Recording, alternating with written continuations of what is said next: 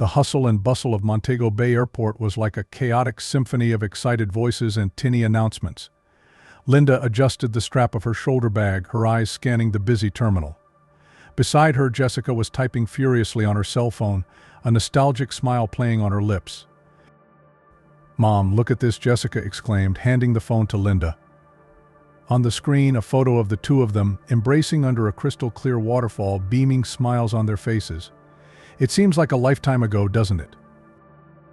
Linda felt a lump form in her throat. The image perfectly captured the essence of their trip, a journey of reconnection, of healing. In recent years, work and the pressures of everyday life had created a distance between mother and daughter.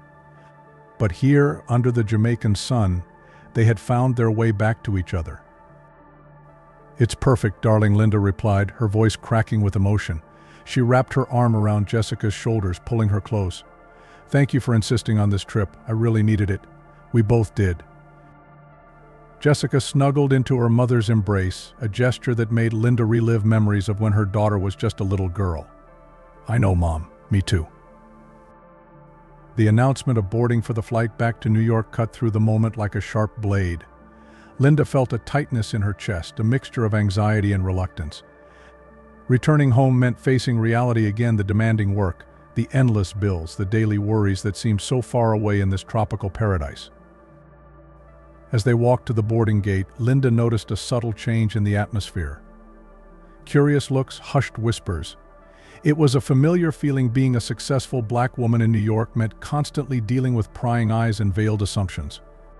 But here in Jamaica, she had experienced a different freedom. The freedom to simply exist, without the weight of expectations or prejudices. "Passengers on Flight 302 to New York, please proceed to Gate 5 for boarding," the anonymous voice from the PA system echoed through the terminal. Linda and Jessica presented their passports and boarding passes, exchanging smiles with the Jamaican attendant. As they walked down the hallway leading to the plane, Linda felt Jessica squeeze her hand. "It's going to be okay, Mom," Jessica whispered. "Remember what we learned here. We are strong, we are beautiful, we are invincible," Linda added, smiling at her daughter. Linda's smile quickly disappeared when they reached their seats, or rather to Linda's seat. Jessica was assigned a seat several rows back. "There must be some mistake," Jessica protested, looking anxiously at the flight attendant. "We reserved our seats together." The flight attendant, a tired-looking young man, checked the boarding passes and shook his head. "I'm sorry, miss. The flight is full, and we can't make changes at this time.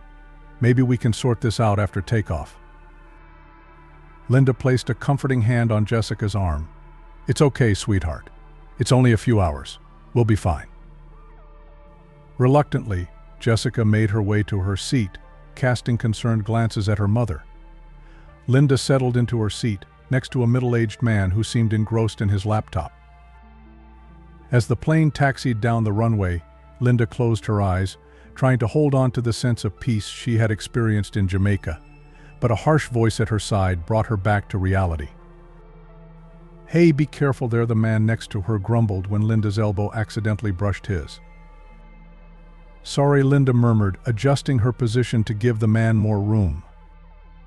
The man, who Linda now noticed had gray hair and a face lined with stress lines, shot an irritated look in her direction before turning his attention back to his laptop. Linda sighed internally. It would be a long trip. As the flight progressed, the tension in Linda's seat grew. Her neighbor, who she heard a flight attendant call Scott, seemed to become increasingly agitated. He snorted at every move Linda made, gave her disapproving looks when she asked the crew for something, and muttered low comments that Linda couldn't fully understand. It was during meal service that the situation exploded. Linda had ordered an orange juice, and when the flight attendant delivered it, some of the liquid spilled onto the folding table. "Oh, for God's sake," Scott exclaimed, his voice full of disdain. "Can't you even drink without making a mess?"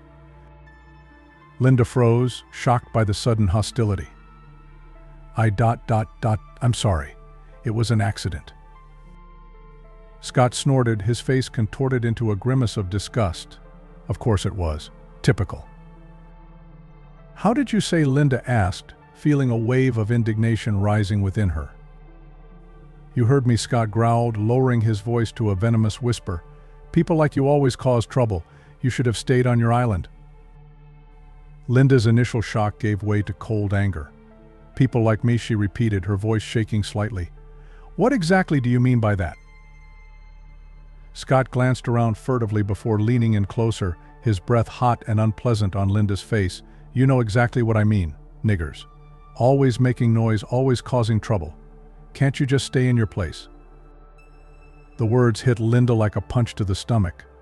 In all her years living in New York, facing microaggressions and veiled prejudices, she had never been confronted with such open and blatant racism.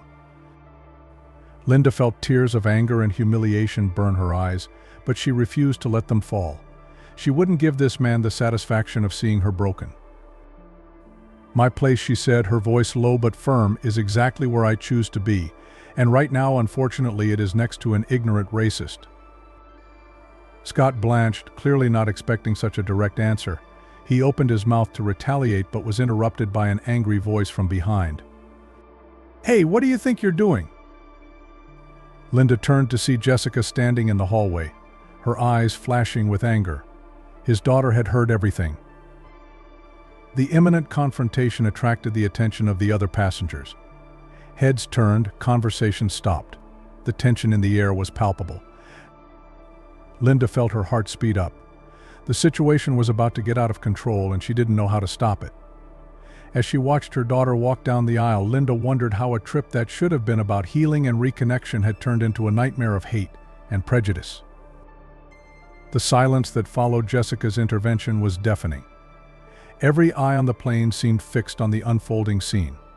Linda felt her heart hammer against her chest, a mixture of pride and fear taking over her as she watched her daughter face the attacker. Jessica, with her fists clenched and her eyes sparkling with anger, stared at Scott. Repeat what you told my mother, she challenged, her voice shaking with suppressed emotion. Scott, taken by surprise by the sudden intervention, tried to maintain his arrogant stance. That's none of your business, girl. Go back to your seat. It's my business when you insult my mother, Jessica snapped, her voice rising in volume. Who do you think you are to talk to her like that? Linda stood up, placing a hand on Jessica's arm. Honey, please don't make things worse. But Jessica didn't back down. Years of accumulated frustration, of seeing her mother face microaggressions and veiled prejudices, exploded at that moment. No, Mom, no more being silent, no more putting up with this kind of treatment. A flight attendant, alerted by the commotion, quickly approached. What is going on here? Please, gentlemen, remain calm. Scott, seeing an opportunity to victimize himself, quickly changed his tone. This woman and her daughter are threatening me. I demand they be removed from the plane. Linda felt her blood run cold in her veins. Being kicked off a plane was the kind of humiliation that could ruin lives, especially for people of color. Sir, please, she begged the commissioner, there has been a misunderstanding. We can resolve this civilly. The flight attendant looked from Linda to Scott, clearly uncomfortable with the situation. Sir, he addressed Scott, can you tell me what happened?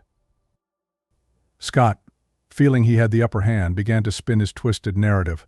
I was quiet in my seat when this woman started making a mess. When I politely asked her to be more careful, her daughter came to threaten me. Jessica was about to explode again, but Linda held her tight. She knew that losing her cool now would only make the situation worse.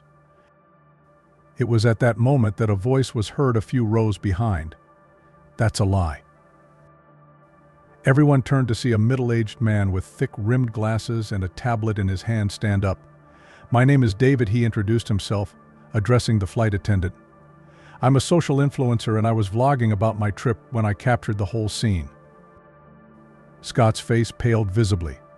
David continued, his voice firm and clear. This man made explicitly racist comments towards this lady. I have it all recorded here. A murmur went through the cabin. Other passengers, encouraged by David's intervention, began to speak out. It's true, an elderly woman a few rows ahead said, I heard everything. It was horrible. Yes, this man was being completely inappropriate, another passenger agreed. The flight attendant, realizing the seriousness of the situation, called the cabin manager. As they talked in hushed tones, Linda hugged Jessica, feeling the tremor in her daughter's body. "It's okay, honey," she whispered. "You were very brave." Jessica buried her face in her mother's shoulder, letting the tears she had been holding back finally fall. "I couldn't stand seeing you treated like this anymore, Mom. It's not fair." Linda stroked her daughter's hair, feeling a mixture of pride and sadness. Pride in Jessica's courage, sadness that she had to face the ugly reality of racism so early in life. The cabin manager approached the group, his face a mask of professionalism. "Ladies," he addressed Linda and Jessica, "we would like to move you to first-class seats for the remainder of the flight.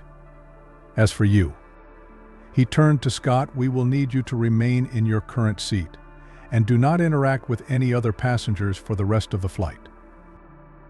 Scott, realizing he had lost, began to protest, but the cabin foreman stopped him. "Sir, your conduct was unacceptable. Consider yourself lucky that we are not making an emergency landing to remove you from the plane." As Linda and Jessica were escorted to first class, a wave of applause broke out in the cabin. Passengers of all ages and ethnicities showed their support, some even standing up to shake hands with the two. David approached them before they reached the curtain that separated the classes. "I'm sorry for what you guys went through," he said, his voice full of empathy. "If you allow, I would like to share this video. People need to see what happens and how we can all unite against hate." Linda hesitated for a moment. Exposing herself like that was scary, but she also knew the power a story like that could have. She looked at Jessica, seeking her opinion. Jessica, her eyes still red but with a determined glow, nodded, "Yes, people need to see it.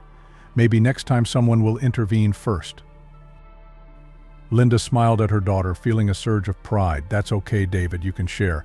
But please use it to educate, not to incite more hate." David nodded solemnly. "You have my word."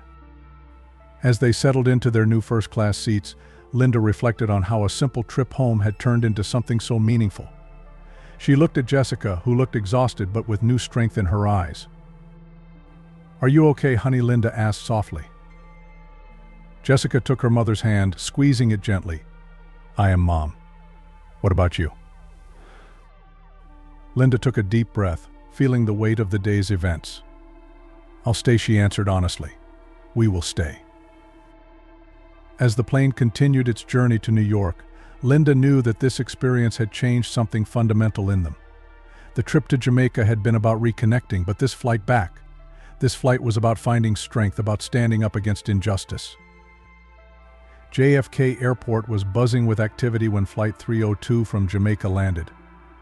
Linda and Jessica, exhausted by the tumultuous experience but with a renewed sense of purpose, emerged into the arrivals area. The familiar buzz of New York surrounded them, but something had changed. They were no longer the same women who had left 2 weeks ago. Mom, Jessica called softly, her eyes fixed on her smartphone. The video. It went viral.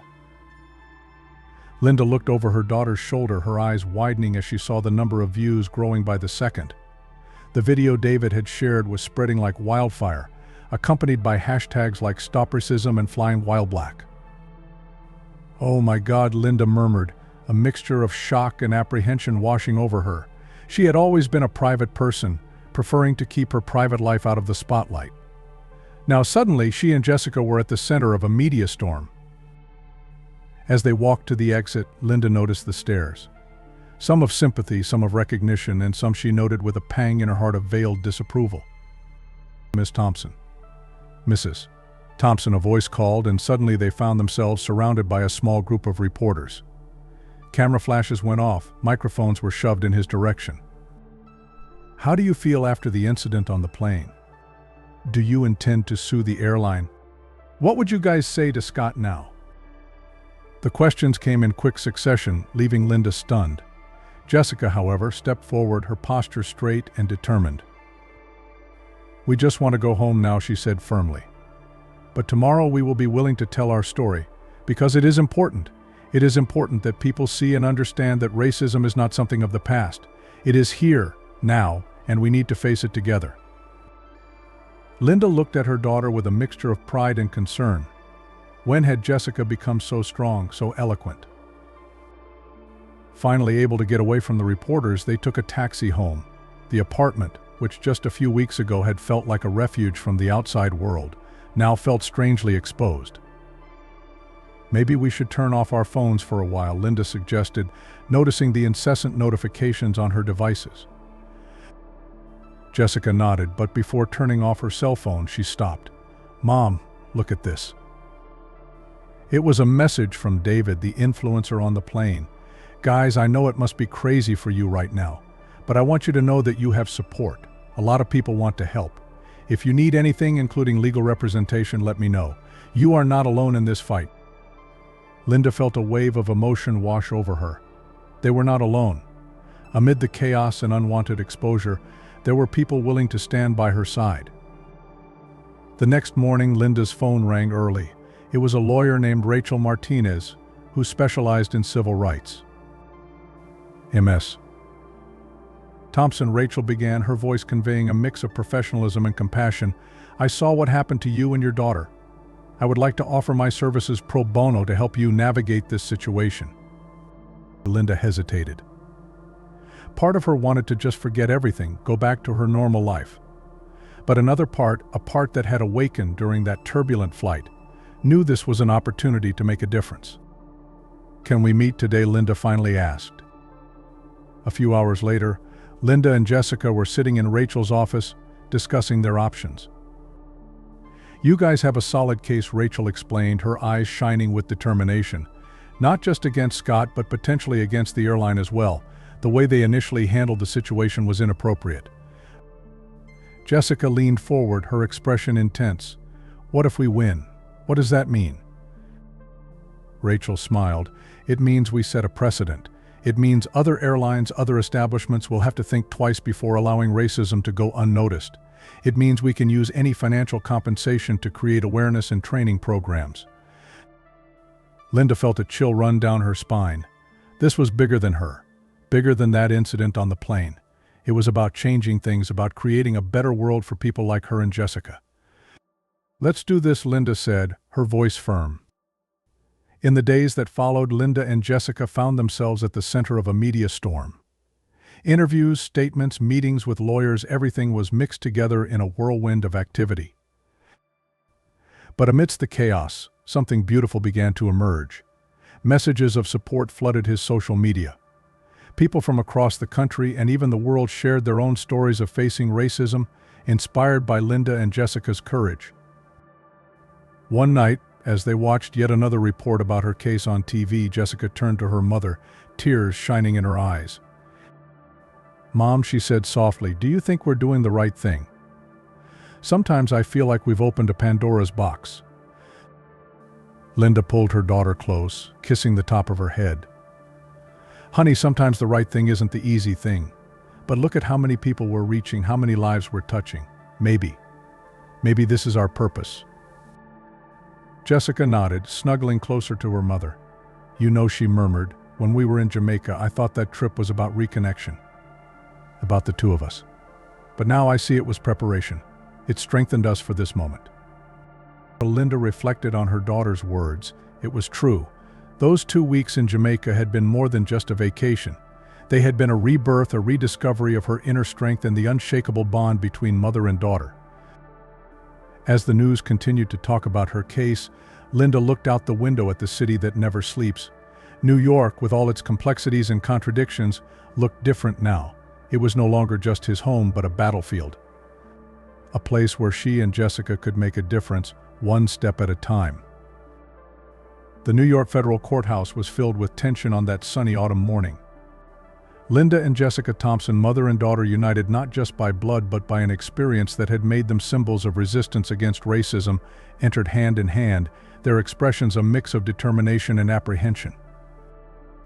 Rachel Martinez, their lawyer, guided them through the crowd of reporters and supporters who crowded the courthouse steps. "Remember," she whispered, "you're not just here for yourselves. You're here for everyone who has ever suffered in silence." Inside the courtroom, the air felt thick with expectation. Across the hall, Scott, the man whose hateful words had triggered this entire situation, sat with his head down, avoiding looking directly at Linda and Jessica. When the judge entered, a sepulchral silence took over the room. The trial began with opening statements, Rachel painting a vivid picture of the plane incident and its repercussions. "Your Excellencies, members of the jury," Rachel began, her voice clear and firm, "this case is not just about an isolated incident of racism. It is about a systemic pattern of discrimination that persists in our society, and about the courage of two women who decided to say enough." As witnesses were called, Linda felt the emotions of that day come flooding back. David, the influencer who had captured it all on video, provided damning testimony, his recording serving as irrefutable evidence of Scott's behavior. When it was Linda's turn to testify, she felt a lump in her throat. Looking at Jessica, who nodded encouragingly, Linda took a deep breath and began to tell her story. "That day I wasn't just a passenger on a plane," she said, her voice gaining strength as she spoke. "I was a mother returning from a special trip with my daughter, a woman who, like so many others, just wanted to get home in peace. But Mr. Scott's words reminded me that for some my mere existence is a nuisance." Silent tears ran down the faces of some jury members as Linda described the emotional impact of the incident. "It's not just about words," she concluded, "it's about constant fear, the need to always be alert, always defending yourself. It's exhausting. And it's time for a change." Jessica, in her testimony, brought a different perspective. "Seeing my mother attacked like that, it was like all the racism I had ever experienced or witnessed condensed into a single terrible moment," she said, her voice shaking with emotion. "But it was also the moment I realized we could no longer remain silent." The most surprising testimony, however, came from Scott himself. When he took the witness stand, he looked like a defeated man, a far cry from the arrogant assailant on the plane. I made a terrible mistake," he began, his voice breaking. "There are no excuses for what I said or did. Since that day, I have reflected deeply on my actions and the prejudices I carry." Scott then turned directly to Linda and Jessica. "I know words can't undo the harm I've caused, but I want you to know that I'm sorry, deeply. And I'm committed to changing, to educating myself, to being better." A murmur went through the courtroom. Linda felt a wave of contradictory emotions: anger, confusion, and an unexpected pang of compassion. After days of testimony and arguments, the jury retired to deliberate. The hours of waiting seemed to stretch on indefinitely. Linda and Jessica stood together, their hands intertwined, finding strength in each other. Finally, the jury returned with its verdict. Scott was found guilty of discriminatory conduct and ordered to pay substantial compensation to Linda and Jessica. Additionally, the airline was instructed to review and improve its policies on training and responding to incidents of discrimination.